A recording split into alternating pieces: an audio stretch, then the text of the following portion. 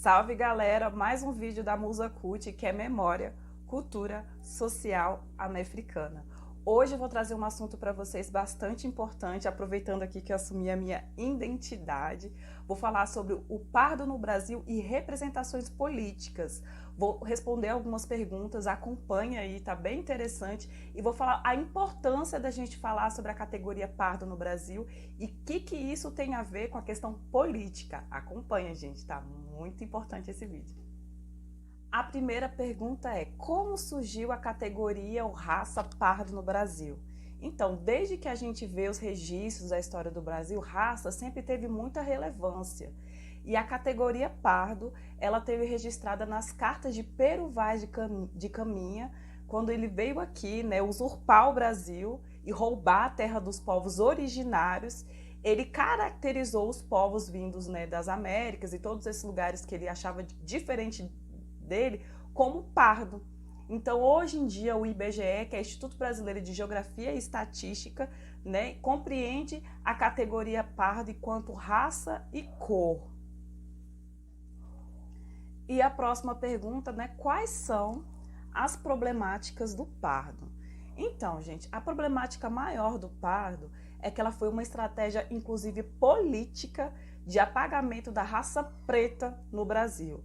A gente tem vários cientistas aí na história do Brasil que defendeu essa teoria eugenista. Quem não sabe o que é eugenismo, é uma teoria, né, de embranquecimento, de melhoramento da raça. Tem um desses, né, que influenciaram, chamado Renato Kell.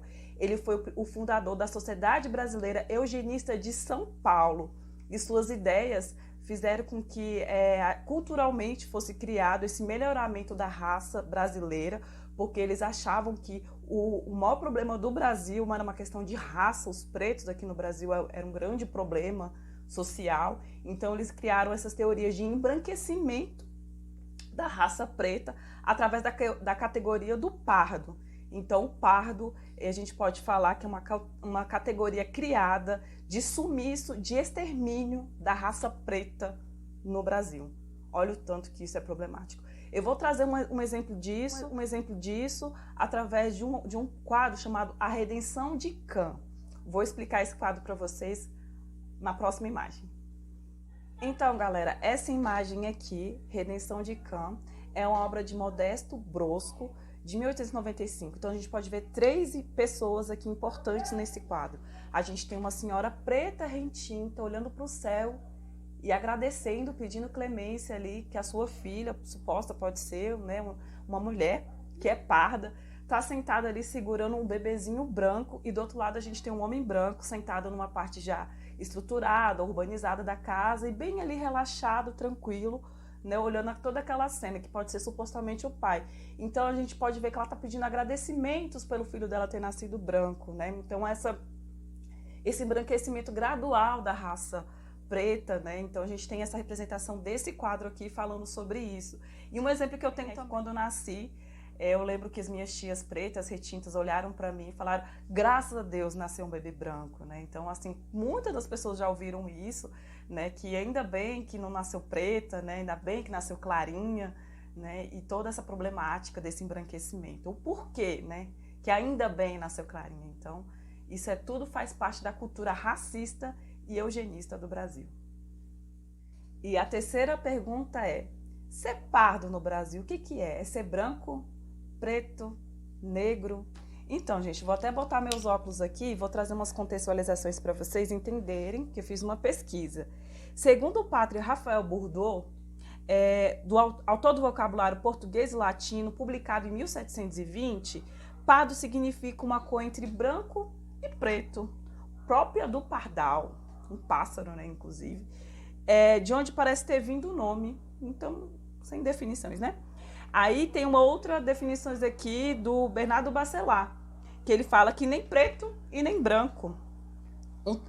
Esse é um dos sentidos atribuídos pelo pardo, nem preto e nem branco, e pode ser chamado de mulato, né? E isso, gente, é um tanto problemático porque é uma estratégia política. A categoria pardo no Brasil, ele é um processo de não lugar, de não identidade. E o tanto que isso é problemático e que isso nos coloca numa indefinição de saber qual é o nosso lugar nessa sociedade.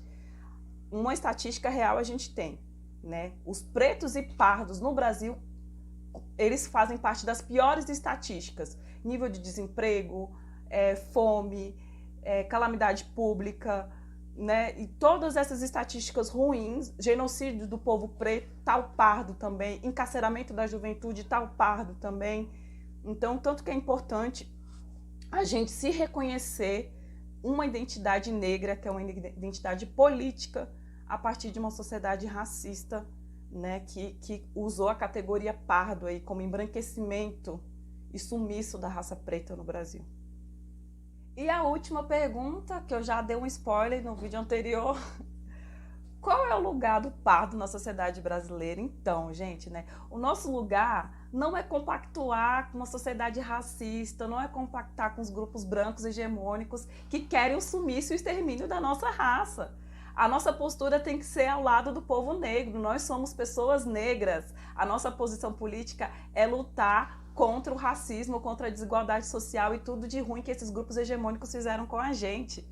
E uma dica que eu dou também em relação aos relacionamentos afrocentrados interraciais, o que significa isso? E o termo palmitagem. Gente, então, vou falar, relacionamento entre pessoas brancas e pretas, relacionamentos, o que isso significa? Se você, o amor ele não tem cor, realmente o amor ele não tem cor, mas as pessoas têm. Se você não saber o que está por trás desse projeto eugenista de pagamento da raça preta, você está compactuando com o nosso sumiço. Né? Agora, eu só tenho que me relacionar com pessoas pretas agora porque é um projeto político. Não, eu quero que você tenha consciência. Culturalmente, foi construído um imaginário que a mulher branca, ela é casar, para ela casar. Olha os filmes da Disney, olha as princesas Disney, olha as protagonistas de novela, olha as mulheres do sertanejo, olha as mulheres de jogador de futebol, olha como é ao lado de quem eles estão com mulheres brancas e loiras. E onde que está a mulher preta nessa situação? Então, se você vê vários casos repetindo assim, culturalmente foi construído um imaginário para isso, gente. O sumiço da raça preta no Brasil é um projeto político. Vamos se politizar, vamos se conscientizar, pretas e pretos, né? Salve Ricom Sapiência, pretas e pretos estão se amando. Salve, galera, resistência sempre. Curta esse vídeo, compartilhe, dissemine esse conteúdo, que é Musa Cult na Resistência.